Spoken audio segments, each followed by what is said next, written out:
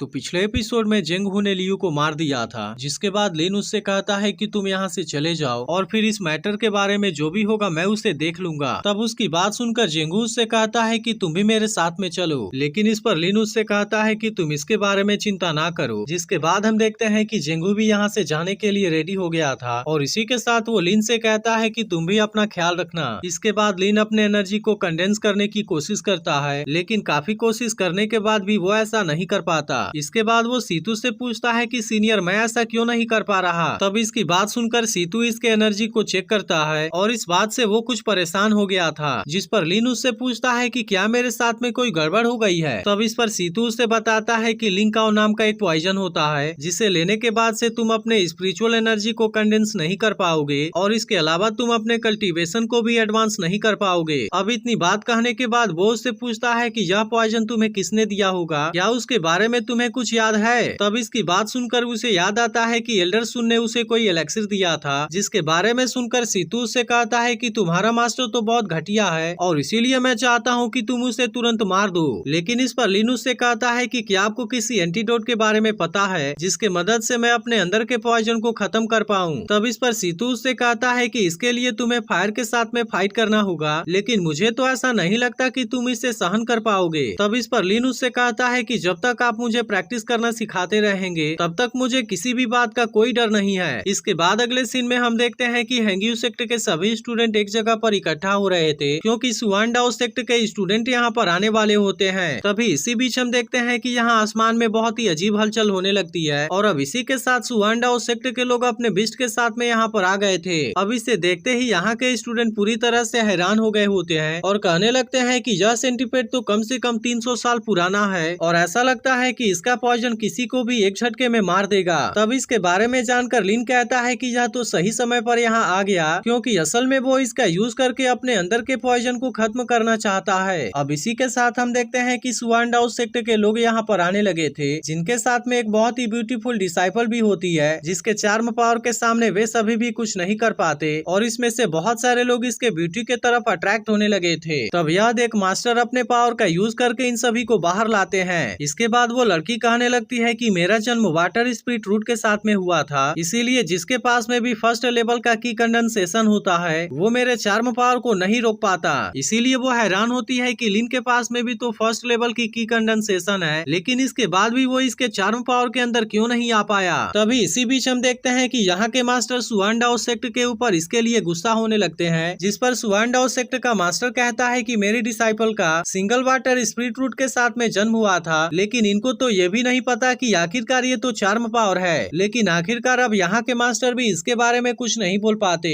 तभी हम देखते हैं कि सेक्ट मास्टर भी यहाँ पर आ जाते हैं और वो इनसे कहते हैं कि तुम सभी इतने दूर तक ट्रेवल करने के वजह से थक गए होगे, इसीलिए अच्छा होगा कि तुम सभी सबसे पहले अंदर जाकर आराम कर लो, क्योंकि आने वाले मैच में पता चल जाएगा कि हमारे सेक्ट के स्टूडेंट कैसे हैं। जिसके बाद हम देखते हैं कि सुआनडाओ सेक्ट के सभी मास्टर अपने स्टूडेंट के साथ में यहाँ से आराम करने के लिए जाने लगे थे। जिसके बाद एक मास्टर वांगजू से कहते हैं कि सुआनडाओ सेक्ट के स्टूडेंट की जिम्मेदारी तुम्हारी है और इसीलिए मैं चाहता हूं कि तुम उनका अच्छे से ख्याल रखना। तब इनकी बात मानकर वांगजू भी इसकी जिम्मेदारी लेने के लिए रेडी हो गया था, लेकिन अब इसी के साथ वांगजू सेंटीपेड को फीड करने की जिम्मेदारी लिन को दे देता है। तब इसकी बात सुनकर लिन भी तुरंत इसके लिए मान गया था, क्योंकि आखिरकार वह भी तो ऐसा ही चाहता था। इसके बाद अगले सीन में हम देखते हैं कि लिन इसे फीड करने के लिए एक हिरन को लेकर आया होता है, जो सेंटीपेड से अपनी जान बचाने के लिए भागने लगा था, लेकिन वो सेंटीपेड केवल एक झटके में उसे खा जाता है। लेकिन तभी हम देखते हैं कि वो इसे खाने के तुरंत बाद बेहोश भी हो गया था। जिसके बाद लिन इस मौके का बहुत ही शानदार तरीके से यूज करता है और इस तरह से वो सेंटीपेड के पॉइजन को कलेक्ट कर लेता है। लेकिन अब वो जैसे ही यहाँ से जाने लगा था, सेंटीपेड भी होश में आ जाता है और इसके बाद वो इसके ऊपर अटैक करने की कोशिश करने लगा था। तब यह देखते ही लिन भी अपनी जान बचाने के लिए तुरंत वहाँ से भागने लगता है और वो किसी तरह से अपनी जान बचाकर हेवनली पर्ल के स्पेस में आ जाता है। अब इसी के साथ हम देखते हैं कि उसने इसके पॉइजन को पी लिया था और अब इसके साथ में वो प्रैक्टिस करना शुरू कर देता है। लेकिन असल में वो पॉइजन बहुत ज्यादा स्ट्रॉन्ग था, जिसके वजह से इसे खत्म कर पाना इतना आसान नहीं होता।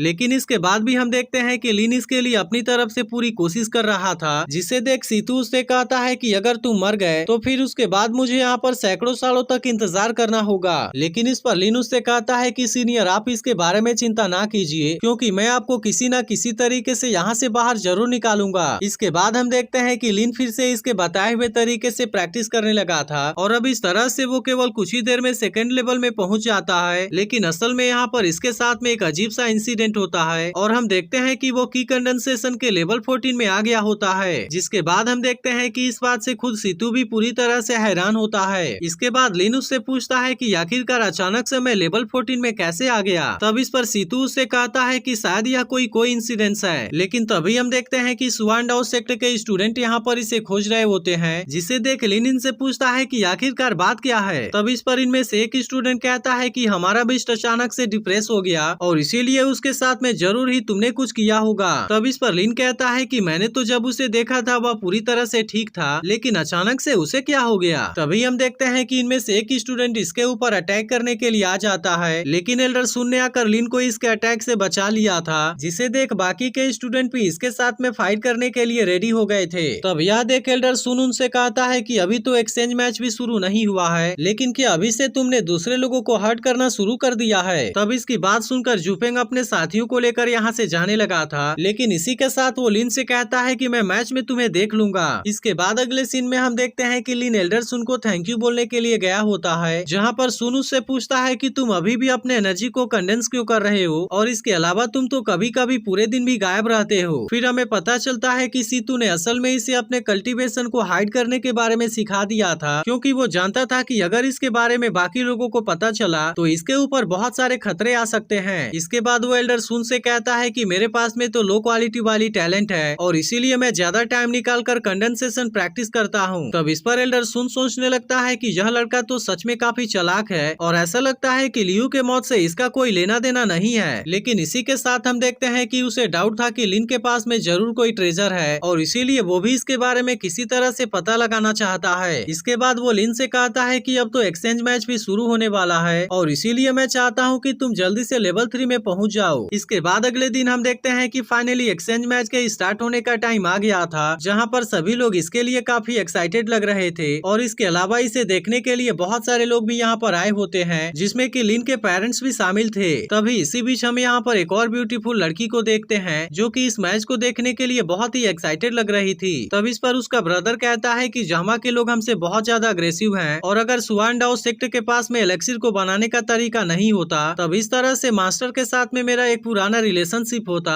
और अगर उन लोगों ने टेलीपोर्टेशन अरे को एक्टिवेट नहीं किया होता तो उसके बाद फिर हमें यहाँ पर नहीं आ पाते। तब इस पर उसकी सिस्टर कहती है कि यहाँ के ज्यादातर मास्टर तो किलिंग को प्रैक्टिस करते हैं, लेकिन असल में मेरे जैसे यहाँ पर ऐसे भी बहुत सारे लोग हैं जो कि अल्केमी बनाना, वेपन रिफाइन करना और इसके अलावा बहुत सारी चीजों के बारे में भी जानते हैं। तभी इसी बीच हम देखते हैं कि सेक्टर लीडर भी इस मैच को स्टार्ट करने के लिए यहाँ पर आ गए थे, जो सभी से कहते हैं कि जिस भी सेक्टर का स्टूडेंट लास्ट तक यहाँ पर बना रहेगा उस सेक्टर को इस मैच का विनर माना जाएगा। इसके बाद हम देखते हैं कि हुआंगफू सेक्टर के तरफ से सबसे पहले कुवांग इनके साथ में फाइट करने के लिए आता है, जिसके पास में मिडिल ग्रेड वाला लोटस स्वॉर्ड इंटेंट होता है। तब इसे देखते ही सुवानडाओ सेक्टर के तरफ से भी जुपेंग इसका सामना करने के लिए आ गया था और वो रिंग में आते ही तुरंत इसके ऊपर अटैक करना भी शुरू कर देता है। यह देख कुवांग भी अपने स्वॉर्ड पावर का यूज करके इसके स्नेक अटैक को रोकने लगा था, लेकिन असल में वो अपने अटैक से इसका कुछ भी नहीं कर पाता। जिसके बाद हम देखते हैं कि जुपेंग इसके ऊपर अटैक करके इसे जख्मी कर देता है और इस तरह से उसने कुवांग को बहुत ही आसानी से हरा दिया था। तब इसके पावर को देख लिन भी पूरी तरह से हैरान हो गया होता है, क्योंकि असल में इसके पास में लेवल 13 वाली की कंडेंसेशन होती है। तभी सुवानडाओ सेक्टर का मास्टर कहता है कि अगर किसी ने भी जुपेंग को हरा दिया तब उसके बाद हमारा सुवानडाओ सेक्टर तुम्हारे सामने हार मान लेगा। तब इसकी ऐसी बात सुनकर लूसोंग जुपेंग के साथ में फाइट करने के लिए रेडी हो जाता है, जिसे देख जुपेंग उससे कहता है कि क्या सच में तुम मेरे सामने टिक पाओगे। तब इसकी बात सुनकर लूसोंग तुरंत अपने स्वॉर्ड्समैनशिप के पावर का यूज करके इसके ऊपर अटैक कर देता है, लेकिन जुपेंग ने अपने पावर का यूज करके इसके अटैक को बहुत ही आसानी से रोक लिया था और फिर इसी के साथ वो इसके ऊपर अपने पावर का यूज करके भी अटैक कर देता है। जिसके बाद हम देखते हैं कि लूसोंग भी अब इसके सामने कुछ नहीं कर पाता और आखिरकार वो भी इसमें बुरी तरह से हार जाता है। वहीं जुपेंग कहने लगता है कि क्या और कोई भी मेरे साथ में फाइट करना चाहता है, लेकिन हम देखते हैं कि हैंग्यू सेक्टर का कोई भी डिसाइपल इसके साथ में फाइट करने के लिए रेडी नहीं होता। लेकिन अब इसी के साथ वो अपने स्वॉर्ड पावर का यूज करके यहाँ के बैरियर के ऊपर भी अटैक कर देता है और अब इस तरह से इसमें लिन के पेरेंट्स भी जख्मी होने वाले थे, जिसे देखते ही लिन इनको बचाने के लिए वहाँ पर आ जाता है। तो क्या आपको लगता है कि लिन जुपेंग को हरा पाएगा? इसके बारे में कमेंट करके जरूर बताना और अगर अगर आप इसके अगले एपिसोड के लिए एक्साइटेड हो तो इस वीडियो को लाइक जरूर कर देना और इसके पिछले एपिसोड को मिस कर दिया हो तो लेफ्ट वाली वीडियो जरूर देख लेना।